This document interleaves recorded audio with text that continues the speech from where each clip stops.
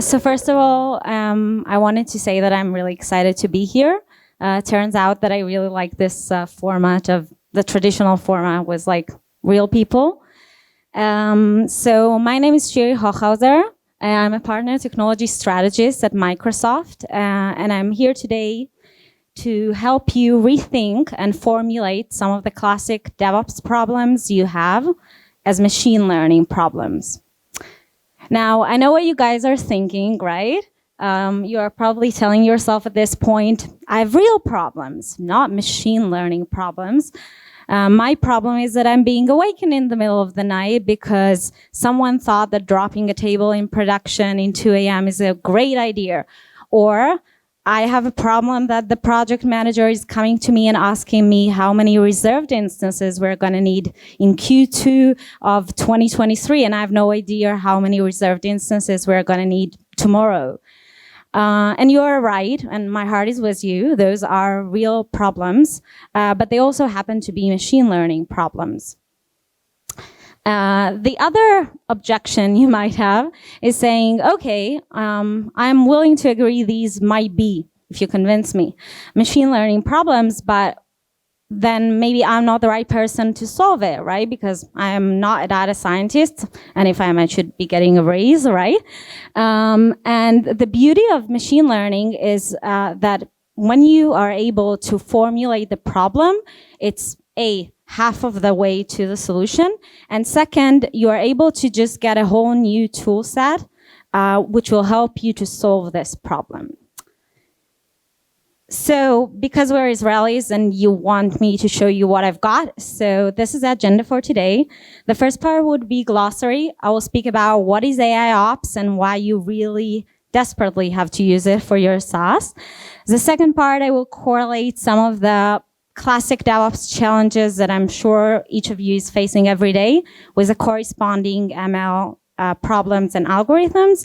And the third part, we're going to review sort of a showcase of how to build an intelligent pre-prod environment in order to make sure that you don't have regression in production after releasing a new version.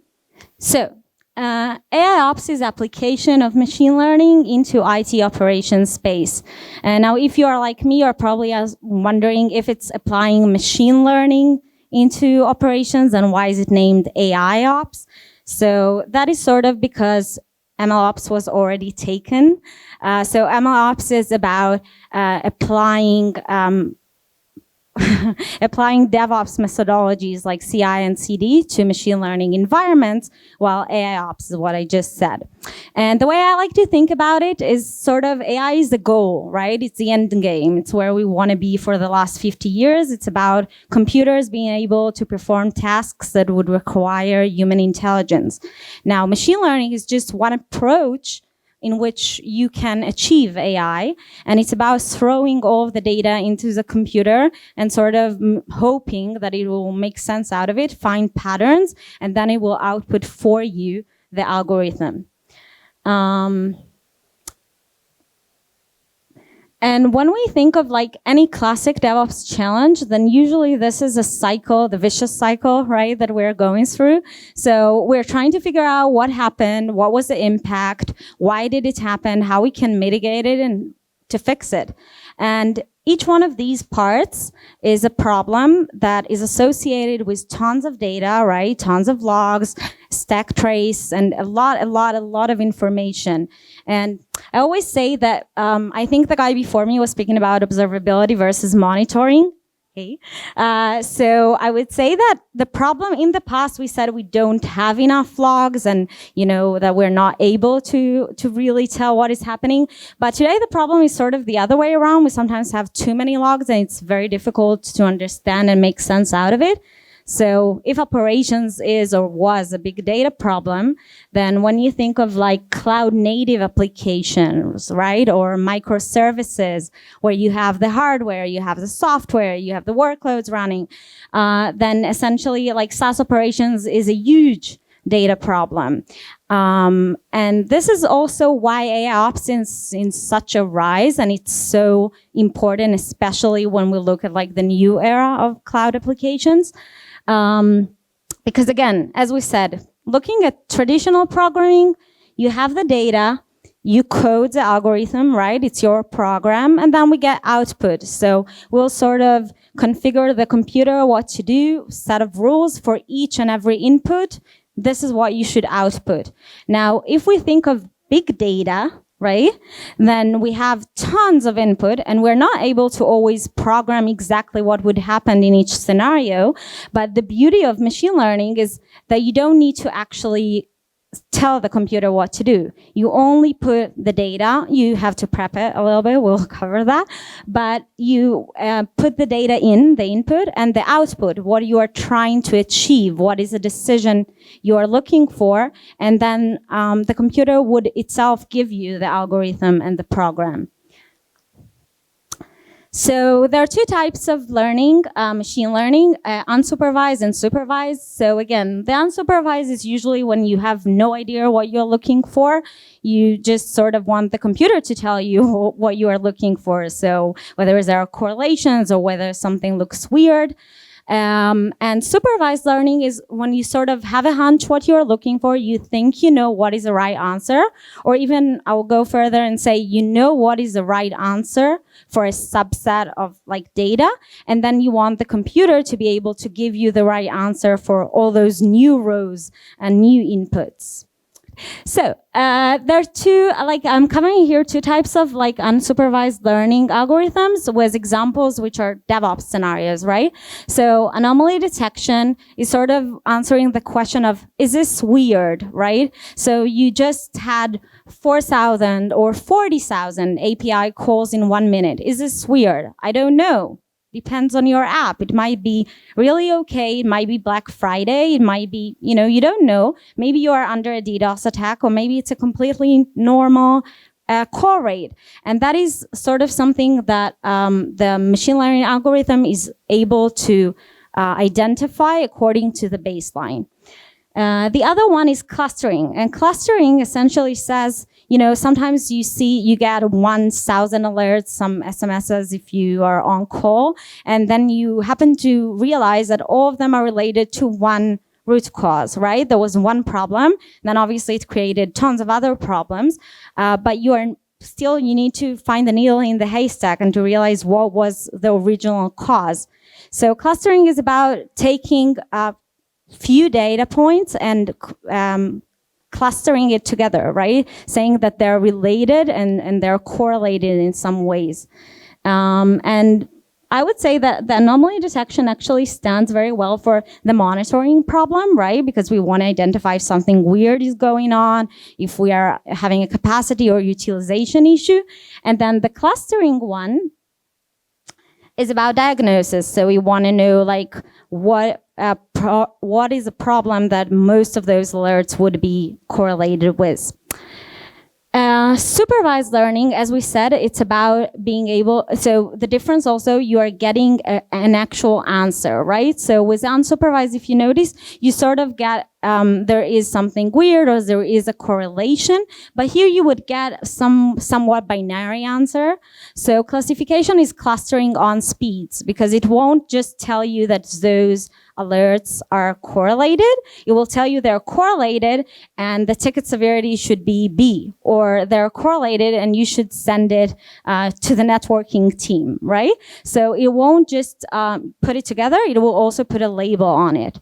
And regression is essentially prediction. So it's about looking at like trends in the past, so things that were correlated with some parameters, and being able to anticipate what is going to happen. And now, if you see over there, there are like 3 different like predictions in the regression like chart of what is exactly going to happen, because each one of these models would also produce you an answer that could be accurate in like 20%, 90%. And it's about, again, it's about your scenario to decide whether it's good or bad. Like what is good enough prediction. Here we want to say, oh, there is like the reserves prediction, which is the lowest one, or there is the optimistic one, which is up there. But this answers the questions that we said before about how many reserved instances we should get for 1 year or 3 years or whatever. And this one is a mitigation, right? It's about incident mitigation. So what do we do after we realize what was the incident, and who do we send to take care of it? And this one is FinOps, but it's essentially, it could be optimization of all kinds.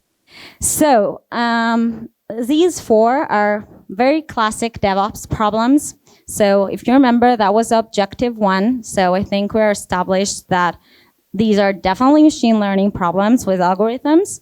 So that's out of the way. The second one about, if you remember, not being a data scientist.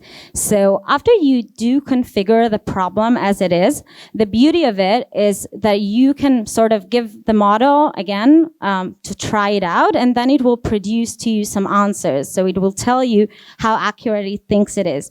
And if you would use one of the automated machine learning platforms, obviously we have one in Azure. There is also one in AWS, God forbid, and any other one.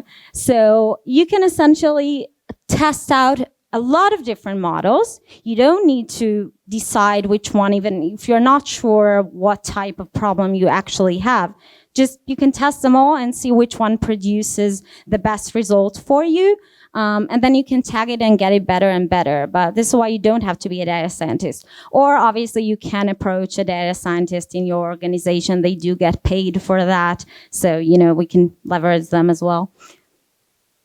So this one also out. A lot of animations.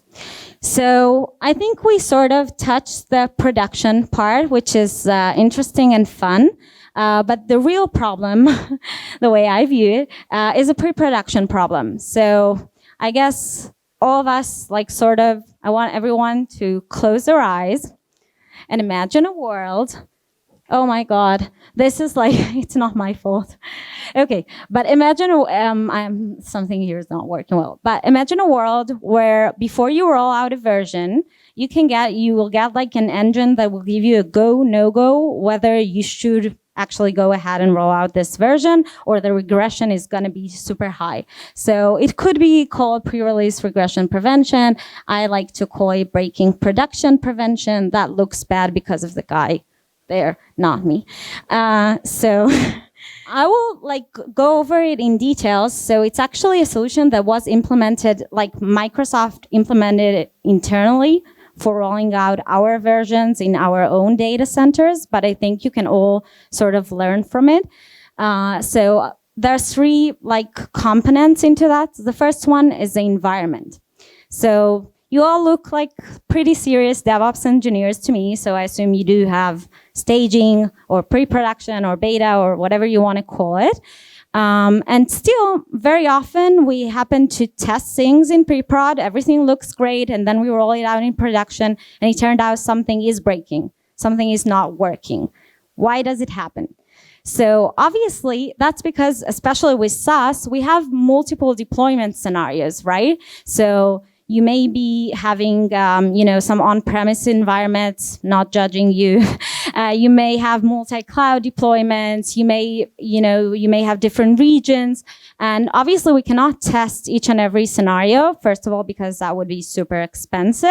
And also, it's useless sometimes. So we're not testing every single deployment, but then we end up failing because one of the Kubernetes clusters is running an older minor version, right? Or in one of the regions we're trying to roll out, we don't have the specific VM type, or we cannot allocate the number of machines that we want to. So I would say that this problem is essentially, we want to make sure that we have a full coverage, right? So we want to cover all the sort of the deployments, meaning all of the virtualization, all the VM types, and also all the hardware, different hardware that we want to run, right? That we are running in production. And we have some constraints to it, right? So again, let's say again, and when I'm saying here a VM, you can think about this as, again, pod versus node in Kubernetes. But the point of it is, like, obviously not every VM can run on every node. So a VM can have requirements for, let's say, NVMe SSD or inferior disks or whatever. So we have constraints. But on the other hand, a lot of VMs can run on the same hardware. So, and we want to obviously to minimize the amount of hardware we are using, right? So I'm sorry if I remind anyone of their computer science days, really sorry, but it's sort of a min edge cover problem. We have like the hardware you see on the left, it's sort of a graph. On the right, we have the VM types that each one can run on specific hardware.